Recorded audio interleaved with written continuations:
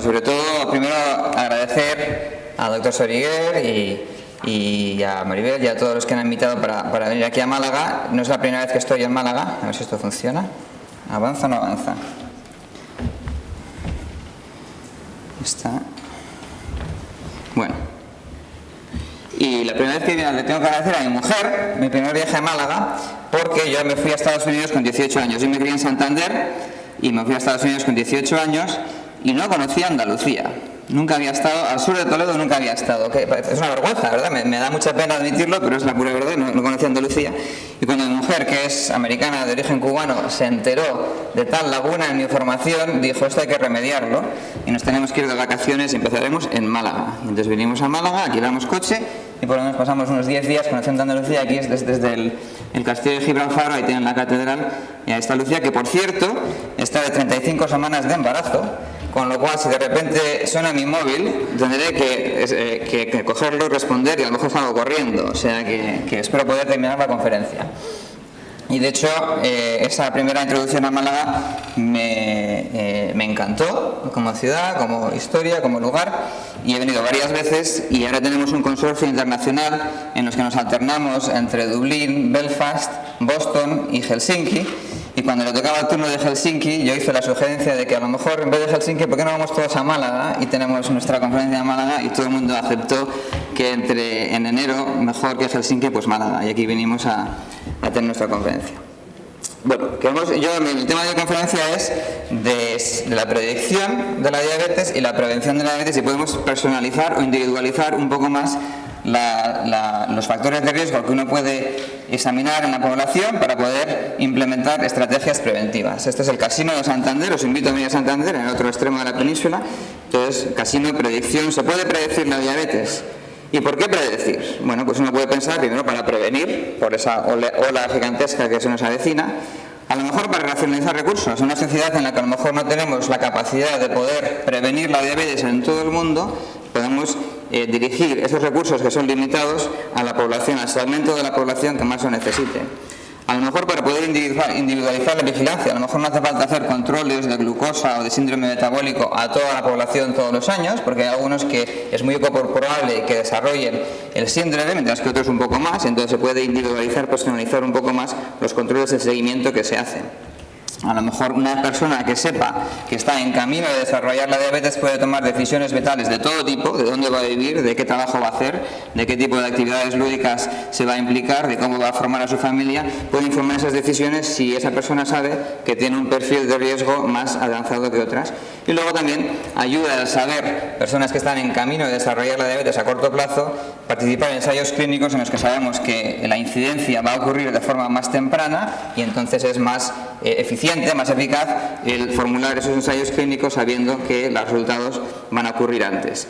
Pero sobre todo para prevenir. Todos los que somos de cierta edad conocemos Más vale prevenir, en el programa que se ponía en televisión, y resulta que acabo de descubrir a ver, ¿esto es puntero o no? ¿Dónde está el...? Bueno, este portal web, Somos Ochenteros, no sabía que existía, pero uno va ahí y ve a Heidi, a Marco y a todas las cosas que salían entonces, y sale también el programa que Más vale prevenir con Ramón Sánchez Ocaña. ¿Se puede prevenir la diabetes tipo 2? Bueno, hay cantidad de estudios que demuestran que en efecto se puede prevenir o retrasar. Y todo esto empieza mucho antes del estudio en el que estaba implicado yo, que es el Diabetes Prevention Program. Ya en los años 70 se hicieron varios estudios farmacológicos en los que se utilizaban las clases de medicamentos que existían en aquel entonces, las sulfonilureas y las biguanidas, para ver si podían ayudar a que personas en alto riesgo de desarrollar la diabetes no lo desarrollaran. Pero todos estos estudios eran muy limitados por el tamaño de la muestra y tenían muy pocos datos sobre la adherencia y unos efectos mínimos, pero realmente no tenían el suficiente poder estadístico para poder demostrar un efecto fiable, con lo cual no se obtuvieron conclusiones firmes. Luego hay una serie de estudios en los que se concentraron en intervenciones conductuales, intervenciones basadas en dieta y en ejercicio, no en drogas, para poder prevenir. Se hizo uno en China, luego uno en Finlandia y otro seguido en Japón, en los años que ahí se indican. Y todos ellos demostraron de forma bastante concluyente que sea la dieta o el ejercicio o ambas intervenciones ayudan a disminuir, sin eliminar por completo, pero sí a disminuir la incidencia de la diabetes tipo 2. Este es el estudio chino. En el estudio finlandés también que se hizo con mucho rigor, pero solamente con 600 personas, y se publicó en el New England Journal en el 2001, estaba claro que la curva de incidencia de la diabetes estaba aminorada bastante por esa intervención basada en pérdida de peso, dieta y ejercicio. Y unos valores todavía más significativos se obtuvieron en el estudio japonés, también personas con alto riesgo de desarrollar la diabetes tipo 2, intervención conductual, dieta y ejercicio, llevaba a que la curva de incidencia fuera también muy atenuada. Luego hay estudios que combinaron tanto la intervención conductual con la farmacológica. Yo he tenido la fortuna de poder participar en el estudio norteamericano, el Diabetes Prevention Program, cuyo trabajo principal se publicó en el 2002. Ese estudio era un ensayo clínico diseñado en personas con alto riesgo de desarrollar diabetes tipo 2, por sobrepeso, por intolerancia a la glucosa, con alto riesgo metabólico y por tener mayor representación de minorías étnicas, cuyo riesgo es aumentado basado en su perfil étnico. Si esas personas, dando tanto una intervención conductual como la metformina, podían disminuir el desarrollo de la diabetes tipo 2 medida cada 6 meses.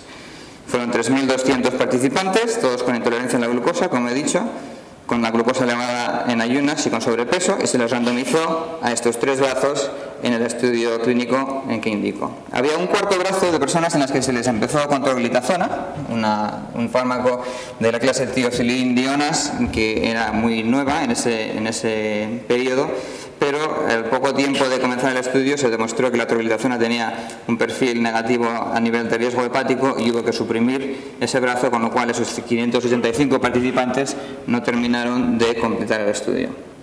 Se les siguió durante 3 años y medio, se les obtuvo DNA y venían de 29 lugares dentro de la geografía norteamericana, o sea, de un estudio completamente realizado en Estados Unidos, pero en el que se hizo hincapié en intentar reclutar a personas de una proporción étnica muy variable.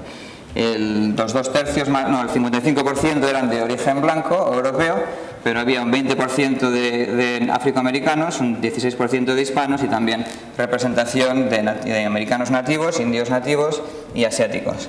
Y 2/3 de los participantes eran mujeres. Las intervenciones, la intervención conductual se basaba en una meta de perder peso en un 7% y mantenerlo en ese nivel de 7% de peso. Sobre todo una intervención dietaria en la que se eliminaban las grasas al menos del 25% de las calorías ingeridas, y la ingesta de calorías también se disminuía.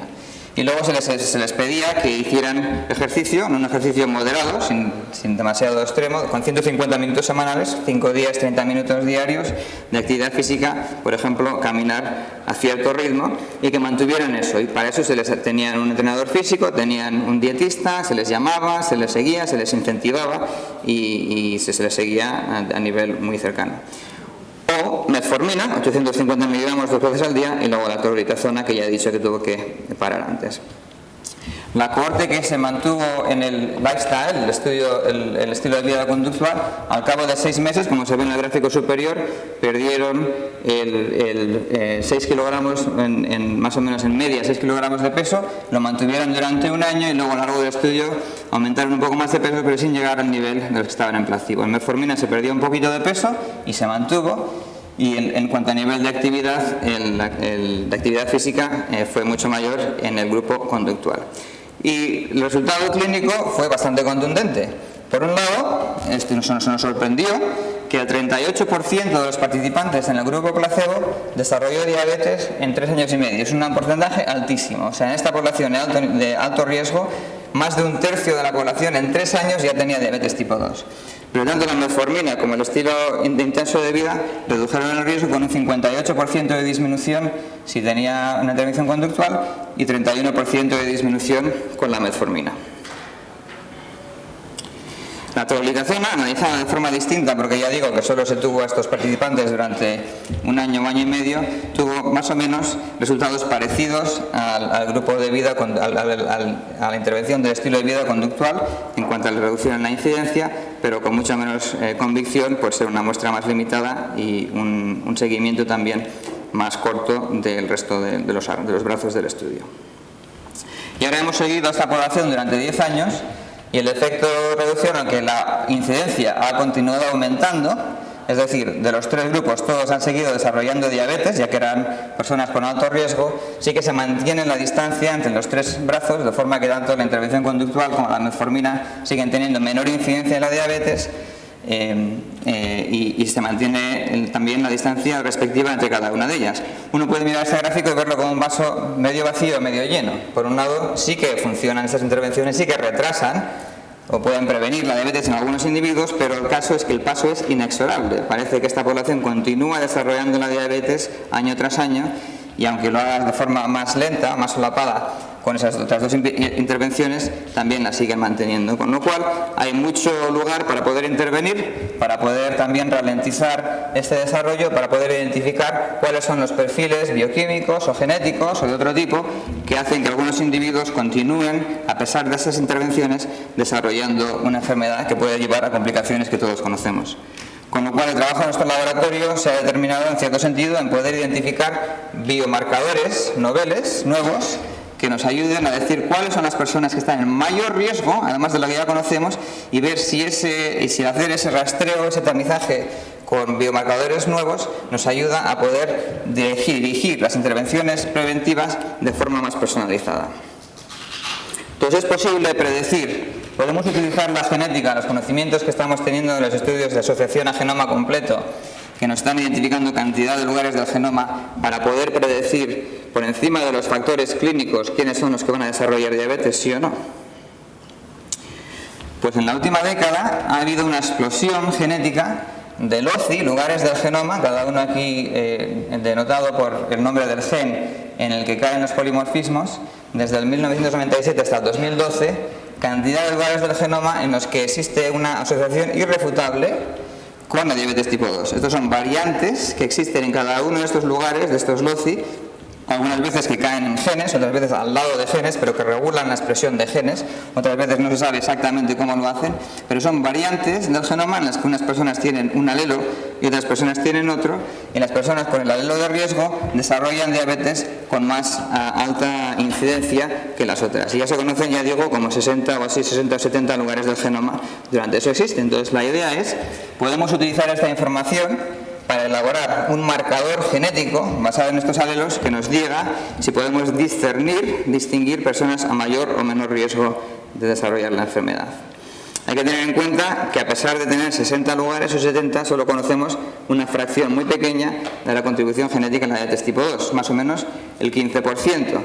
El mapeado fino de poder determinar exactamente cuál es la variante molecular que lleva a un cambio de nucleótido que luego repercute en la expresión de un gen o en la secuencia de una proteína acaba de iniciarse, o sea, no sabemos exactamente cuál es el cambio molecular que es determinante, no se han identificado las variantes que causan este fenotipo. Hay partes del genoma que los arrays que se diseñaron a mitad de la década que acaba de concluir, 2005-2006, pues no cubrían el genoma completo, con lo cual hay lagunas en el genoma que todavía no se han explorado, y realmente la mayoría de los estudios se han hecho en poblaciones europeas.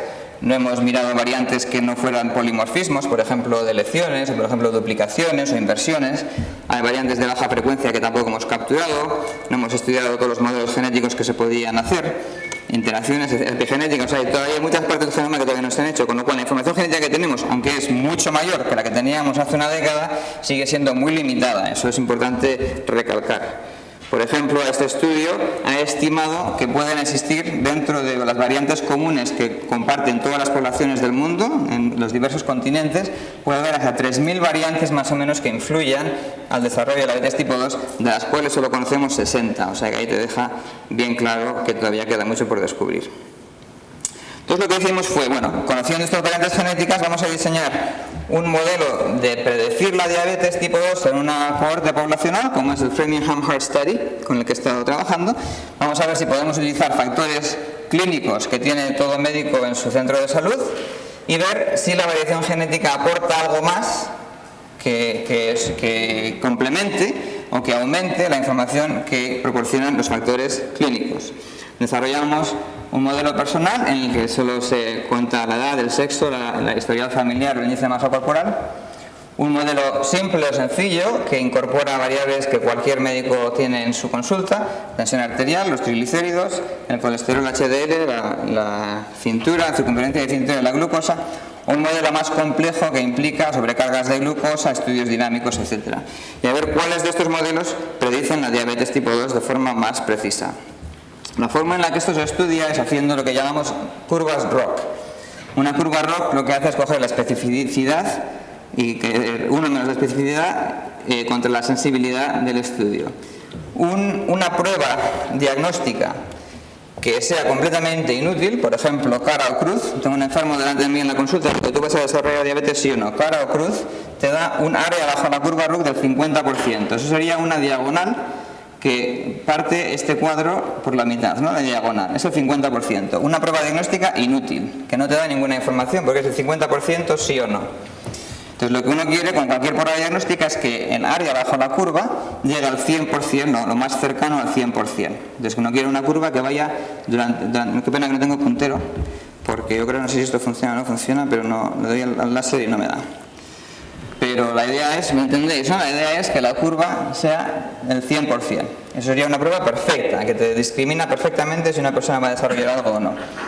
Entonces lo que se ve aquí es que el modelo personal, que está en verde, pues tampoco te cubre mucho, te da algo de información que supera la diagonal, te da algo de información pero no mucha.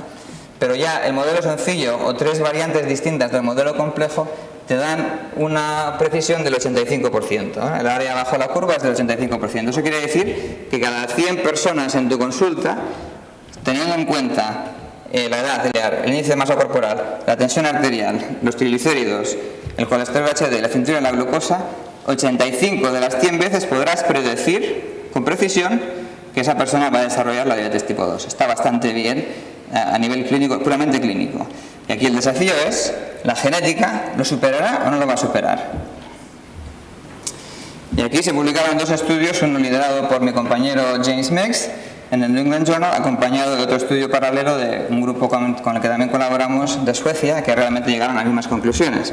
Y este fue el primer trabajo que publicó James Meggs, compañero, amigo, en el New England Journal, y justo al poco de concluirlo, resulta que se fue invitado a una conferencia en Madrid, y fue a Madrid, y parte de su estancia en Madrid fue ir al Prado, y se dio cuenta que su genética pues también partía de España, porque realmente es asombroso hasta qué punto se parecen.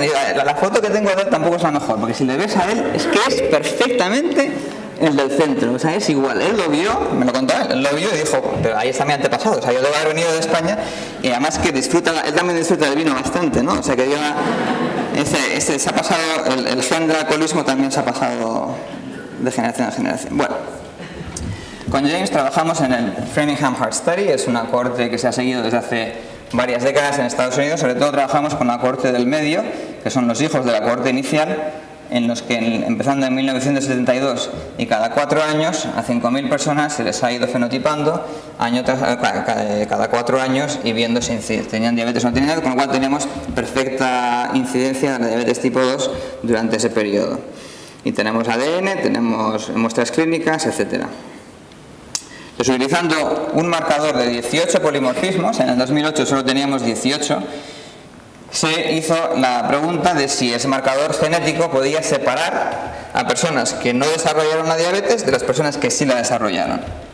Y esto es muy importante, esta curva, porque demuestra que las personas que tenían diabetes en la curva negra y que no tenían diabetes en la curva gris, aunque las dos curvas se pueden distinguir, la media se distingue una de la otra, las curvas se superimponen.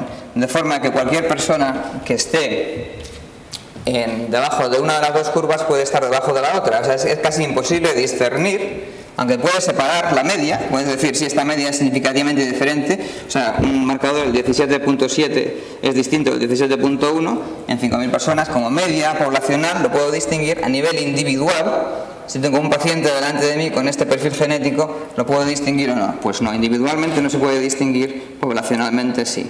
Ahora, si divides a la población, por ejemplo, en 3 grupos distintos, el 11%, el 64%, el 25% basado en su perfil genético, sí que las personas que tienen el mayor perfil genético tienen un riesgo relativo del 2.5, o sea, casi 3 veces más riesgo de diabetes que personas que tienen los polimorfismos protectores en vez de los polimorfismos de riesgo. O sea que a nivel poblacional puedes dividir a la población en segmentos que sí que tienen base genética, pero a nivel individual parece que es mucho más difícil. Cuando uno lo pone en curvas ROC, voy a presentar 3 modelos distintos en los que voy añadiendo el perfil genético para ver si realmente contribuye o aporta más que el perfil clínico. Hay 2 formas de hacerlo. Una es las curvas ROC que he introducido antes, y otra es lo que llamamos el Net Reclassification Index, el índice de reclasificación neta, que se basa en el siguiente concepto. Uno quiere decir, si yo tengo una forma de dividir a las personas o de calcular riesgo basado en perfil clínico, si luego le añado el perfil genético, hago que esta nueva información reclasifique a las personas de lo que tenían riesgo bajo, pues ahora en riesgo medio, o que tenían riesgo medio en riesgo alto. Es decir, la nueva información que aporta la carga genética hace que las reclasifique de forma que las vaya a tratar terapéuticamente de forma diferente. ¿Okay? Ese es el índice de reclasificación. ¿Cuántas personas cambian de categoría basadas en el perfil genético? Bueno, en este primer modelo lo único que se miró es el sexo, y si se le añade al sexo, que es la información que tienes al nacimiento, nada más el sexo de la persona, si se le añade la genética, ¿cuánto sube la curva ROC? Sube del 53% al 58%. Una subida del 5%, son significativamente diferentes, pero tampoco es mucha información. Y reclasificas al 4% de la población, que también es significativo, reclasificas, pero solamente es el 4%. Si le añades el historial familiar, sexo e historial familiar, con o sin genética, le añades genética a eso, realmente las curvas no se diferencian de ninguna forma. Es decir, ya con el sexo y el historial familiar capturas la información que uno podría capturar con los marcadores genéticos y solo reclasificas al 2% de la población.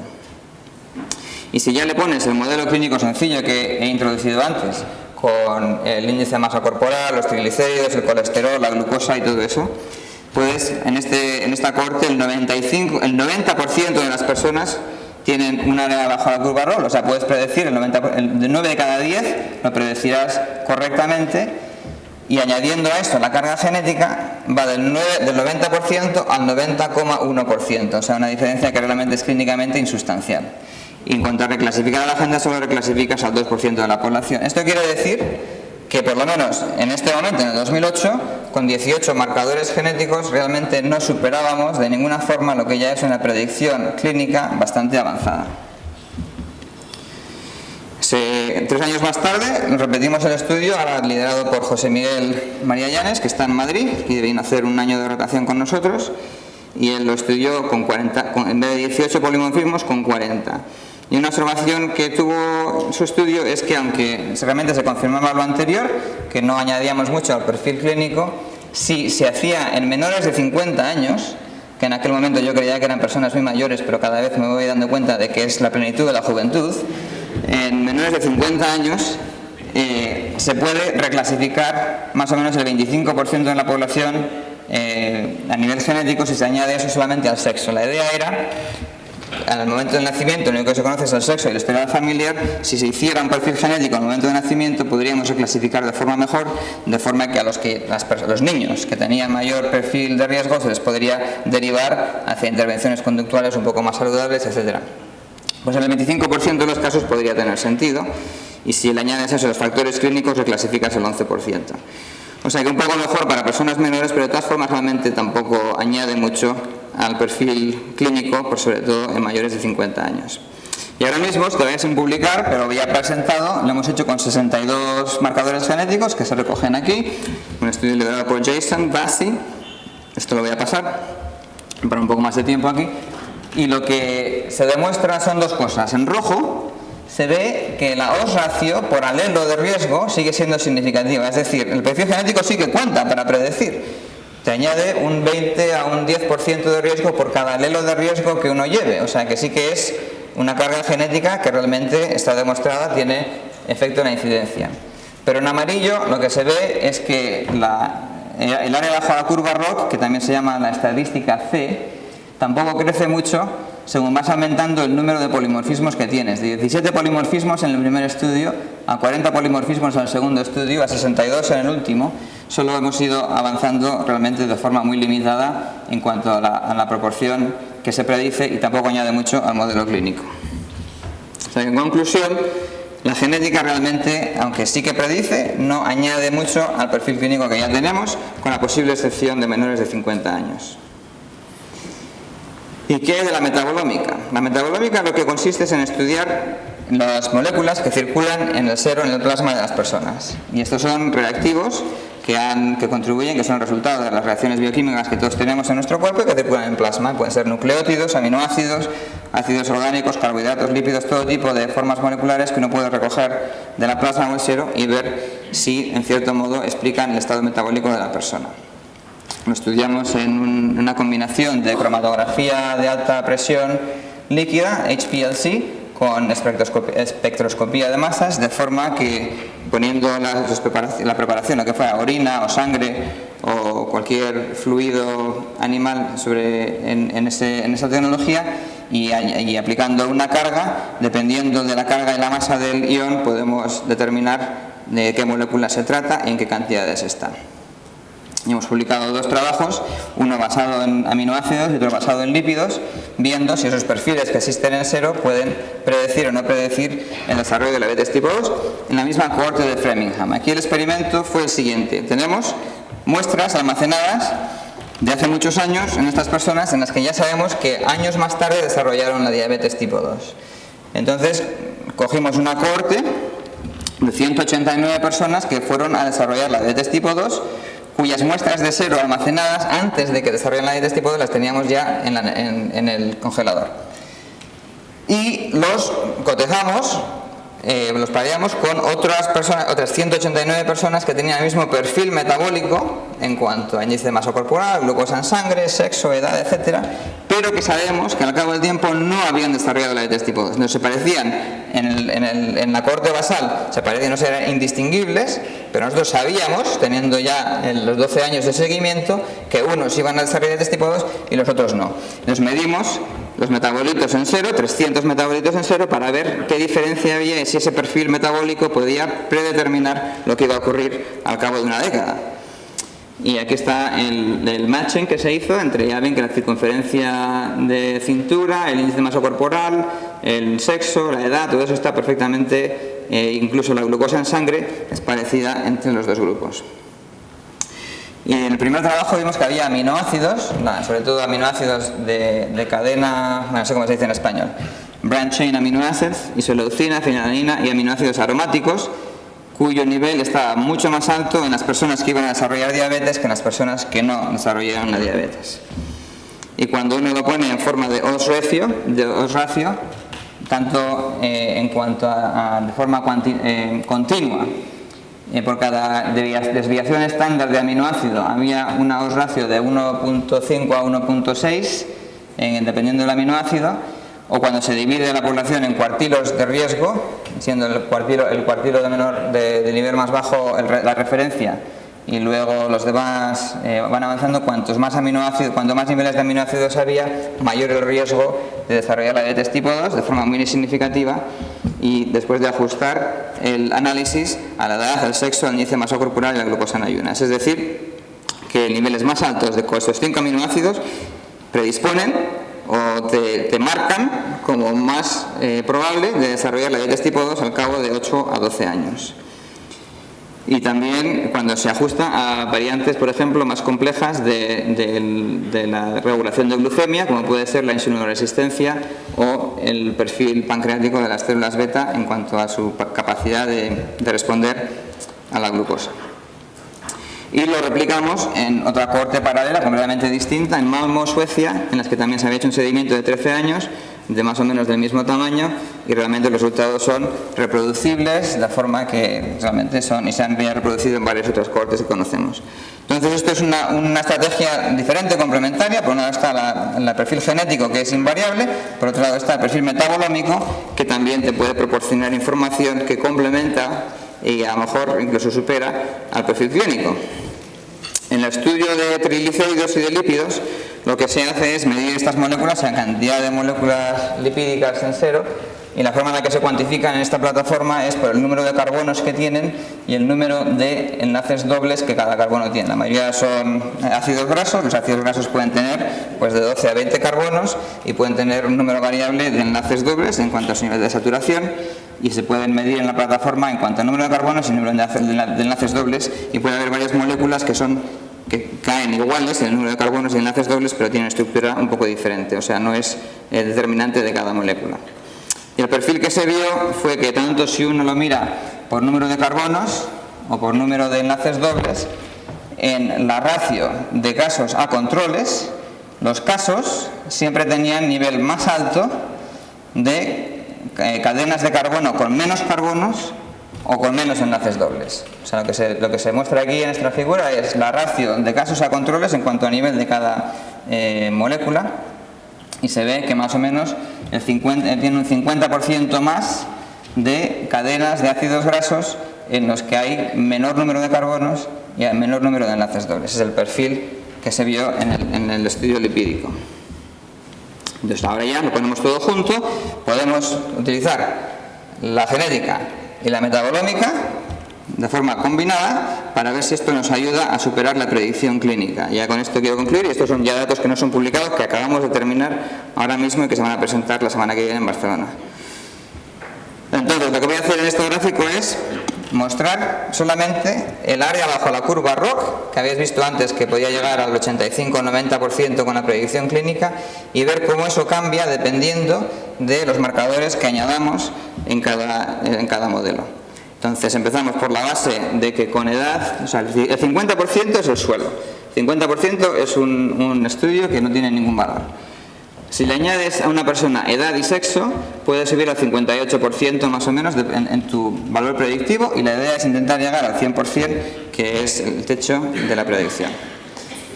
Entonces, con los marcadores genéticos podemos subir del 58% al 68% en el último estudio que hemos hecho. Esto es lo que nos da marcadores genéticos solos. Los aminoácidos solos te pueden subir del 58% al 73%, o sea, mejor los metabolitos que los marcadores genéticos, aminoácidos. Los lípidos todavía mejor, al 80%, los lípidos solos. Lípidos y aminoácidos juntos te suben al 82%. Si a eso le añades la genética, a lo que habíamos tenido con los lípidos y los metabolitos, subes del 82% al 83%, realmente una ganancia mínima. Y si haces solamente la predicción clínica, 87% con un modelo sencillo de predicción clínica. O sea, la predicción clínica supera en todos los casos a la genética o la metabolómica o su combinación. Y si añades la metabolómica, la genética a la predicción clínica, pues tampoco subes del 80%, nada, un 0,5%. Le añades los metabolitos, los lípidos, todos los metabolitos juntos o todo junto, puede subir al 88%. ¿Okay? Seguimos viendo que la diferencia es un poquito mejor si estratificas a las personas por edad, un poquito mejor para las personas menores de 50 años en el azul oscuro que en las personas mayores de 50 años en azul claro, pero la diferencia tampoco es tan grande. Y si estratificas por obesidad, pues sí que los predictores nuevos hacen un poco mejor para las personas menos obesas que las más obesas. Cuanto más obeso, pues más la obesidad influye y los otros valores que obtengamos, genéticos o metabolómicos, pues no superan a la contribución de la obesidad. Entonces, ¿qué valor puede tener toda esta predicción? Hemos gastado cantidad de tiempo y de esfuerzo y de dólares, en nuestro caso son dólares, para hacer ese tipo de investigación. ¿Realmente ayuda a predecir, va a ayudar en algo esta medicina moderna, contemporánea, para poder transformar cómo individualizamos o personalizamos el tratamiento o el seguimiento de la población? Yo creo que puede haber casos en los que sí. En el Diabetes Prevention Program, este estudio liderado por Mary France en nuestro grupo, tomamos 34 marcadores genéticos y dividimos a los participantes del estudio de prevención, el Diabetes Prevention Program, en cuartilos de riesgo genético. Con lo cual, en la derecha tenemos las personas que tenían mayor riesgo genético y en la izquierda las que tenían. Y veis en el gráfico la incidencia de diabetes tipo 2 basado en el grupo en el que pertenecían. En las barras oscuras, en las barras negras, el grupo placebo, cuanta más carga genética, mayor incidencia de la diabetes. Que eso es lógico, ya lo sabíamos y no es nada nuevo. Pero lo que es más importante es que en las barras blancas, las personas a las que se les sometió a la intervención conductual tuvieron menor incidencia de la diabetes independientemente de la carga genética. Es decir, tanto en las personas con mayor carga genética como en las de menor carga genética, la intervención conductual funcionó, y de hecho parece que funciona incluso mejor en las personas con mayor carga genética. Eso quiere decir que esas intervenciones de dieta y de ejercicio van a funcionar independientemente de lo que uno reciba de sus padres, de la herencia que tenga, y que le pueda predisponer a desarrollar diabetes tipo 2, que nos ayuda en el campo terapéutico para no ser fatalistas y para no decir, bueno, tú como ya eres obeso, como tienes dos padres con diabetes, vas a tener diabetes. No, tú puedes hacer algo, y mientras todavía haya libertad humana y los genes no nos condicionen a hacer todo, puedes contrarrestar esa carga genética que has recibido para poder superarla de forma de intervención conductual. Entonces, a nivel poblacional, esto nos puede ayudar. Si no podemos implementar esa intervención en toda la población, porque en Estados Unidos son 40 millones de personas que tendrían que recibirla y no tenemos el dinero para hacerlo, ni la capacidad para hacerlo, a lo mejor sí que podemos utilizar la genética para identificar a los grupos que están en mayor riesgo y, como sabemos que funciona para ellos, aplicarla en ese 25% de la población que a lo mejor sí que podemos pagar o sí que podemos desarrollar en la infraestructura que tenemos en estos momentos. O sea que puede ayudar un poco a lo mejor la genética para segmentar la población. Yo creo que también puede ayudar en farmacogenética. También en la Diabetes Prevention Program tenemos metformina. La metformina, como sabéis, es el primer agente que se utiliza en el tratamiento de la diabetes tipo 2. Si no hay contraindicaciones renales o hepáticas, se les utiliza para todo el mundo. Todos los algoritmos tienen la metformina al principio. Y sabemos también, los que practicamos medicina y diabetes, que mucha gente termina fallando y que termina no respondiendo a la metformina. Entonces podemos identificar a las personas que van a fallar o que no van a responder a la metformina antes, para no gastar año y medio, 2 años recetando algo que no va a funcionar. Bueno, en este estudio utilizamos un polimorfismo que se muestra ahí, los 3 grupos genotípicos, que resulta que está en un gen que es responsable para el metabolismo de la metformina, es decir, que hace que la metformina se excrete en la bilis o en la orina. Y resulta que personas que tengan este polimorfismo puede que sean menos capaces de transportar o librarse de la metformina, con lo cual mantienen niveles de metformina más altos en sangre y viceversa.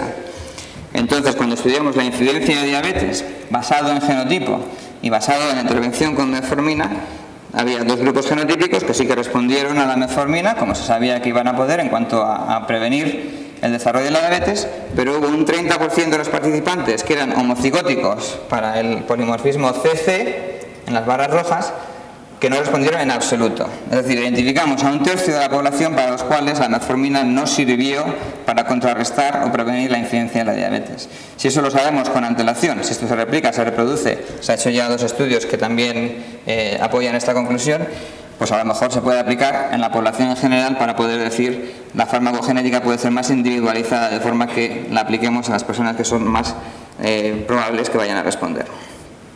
Entonces, ya en plan conclusión, para que os quedéis con los mensajes clave, lo que he querido demostrar es que hay un marcador genético que se construye con polimorfismos y también un marcador metabolómico que sí que predice una diabetes tipo 2, es decir, la biología que se conoce y que es real y reproducible. Y si a nivel poblacional puedes identificar un 10% de la población que tiene mayor riesgo basado en estos marcadores que el resto. Y también sabemos que la intervención conductual basada en dieta y en ejercicio funciona independientemente de la carga genética que uno tenga. Pero también hemos visto que los factores de riesgo clínicos que uno puede obtener en cualquier consulta, que se mediden en todos los seguimientos y los controles que hacemos a nuestra población, son la mejor forma de discriminar el riesgo, en parte porque la glucosa en ayunas pues es muy predictiva, lógicamente es un componente del resultado de diabetes, y porque estas variables clínicas, el índice de masa corporal, la glucosa en ayunas, el colesterol, etcétera, también capturan la información que pueda tener la genética. O sea, no es un resultado sorprendente, pero realmente lo que hacemos a nivel clínico pues está bastante bien. La predicción genética sí que mejora a edades más jóvenes. Un caveat es que solo se ha estudiado una proporción pequeña de los SNPs que puedan incidir en el riesgo de diabetes tipo 2, y a lo mejor la estratificación de la población puede ayudar a identificar segmentos de la población que vayan a responder mejor o peor a intervenciones específicas. Ya con eso quiero agradecer a toda la gente de mi grupo que ha estado colaborando en nuestros estudios, colaboradores internacionales, sobre todo en el Diabetes Prevention Program y en Framingham, y también en la plataforma metabolómica y los que nos financian nuestros estudios. Y ya con esto, pues muchas gracias a todos, y no sé si las preguntas son ahora o después, pero yo con esto concluyo la conferencia.